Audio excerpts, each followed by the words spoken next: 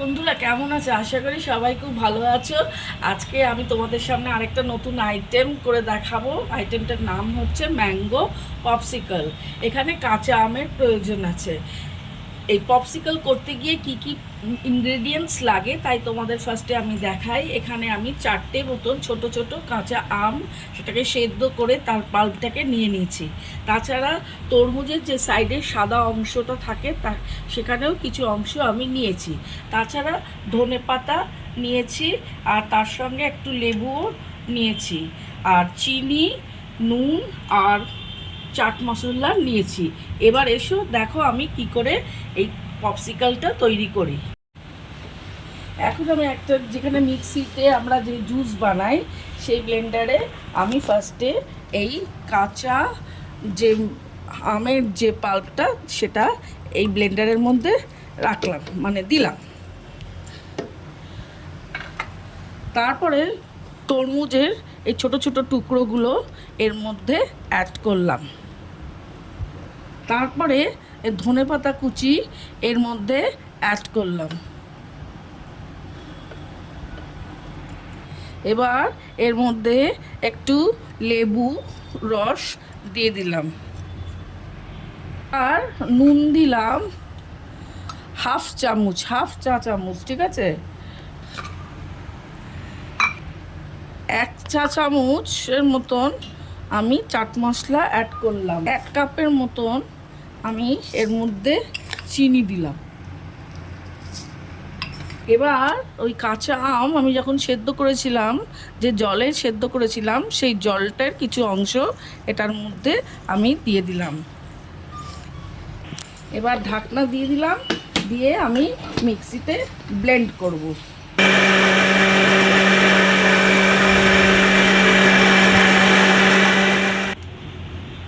এই দেখো ওই কাঁচা আমের যে পাল্প আর তরমুজের যে ছোটো ছোটো সাদা অংশগুলো, তার সঙ্গে চিনি, বিট নুন আর এমনি নুন আর একটু লেবু আর ধনেপাতা মিক্সড করেছি, ব্লেন্ড করেছি, এরকম একটা জুসের মতো এসছে। এটাকে আমি একটু ছাঁকনি বা স্ট্রেনার দিয়ে ছেঁকে নেব।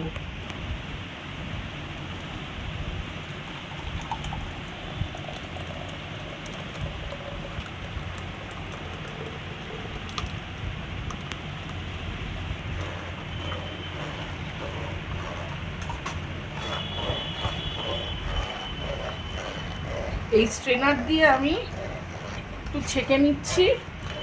আর একটু আমার অতিরিক্ত মিষ্টিটা লেগেছিল, কারণ আমি একটু টেস্ট করে দেখেছিলাম, যেটা আগে 1 কাপ যেটা আমি চিনি দিয়েছিলাম তার থেকে আর একটু বেশি, মানে আরও হাফ কাপ আমি দিতে হয়েছে। বন্ধুরা তোমরা দেখতেই পাচ্ছ যে আমার এই জুসটা রেডি হয়ে গেছে। এবার এই কাগজের কাপে আমি এগুলোকে ঢেলে দিচ্ছি।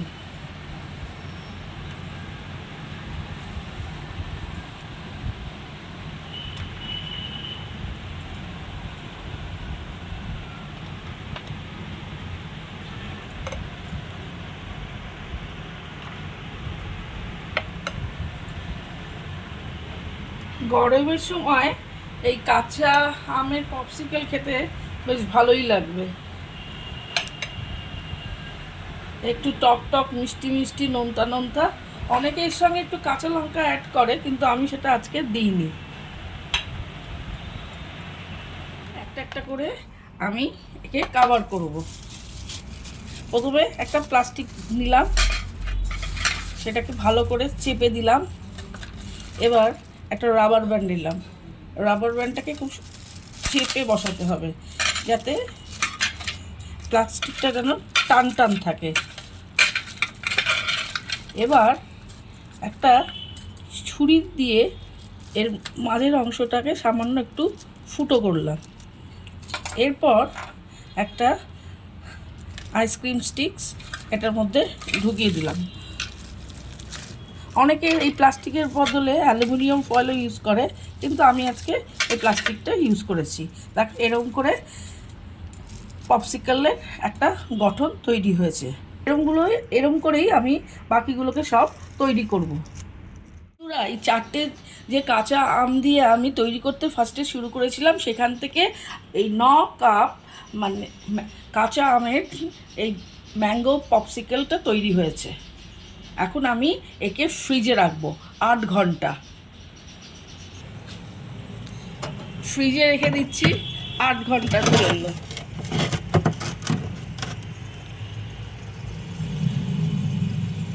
ঘন্টা বাদে আমি এবার এই র ম্যাঙ্গো পপসিকেলগুলোকে বার করছি।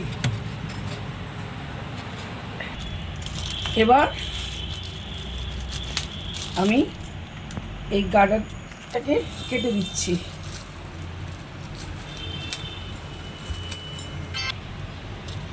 এবার আমি এই দেখো র ম্যাঙ্গো পপসিকেল রেডি।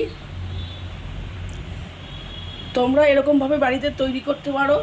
ভালো লাগলে ভিডিওটা লাইক কমেন্ট একটু শেয়ার করো। আর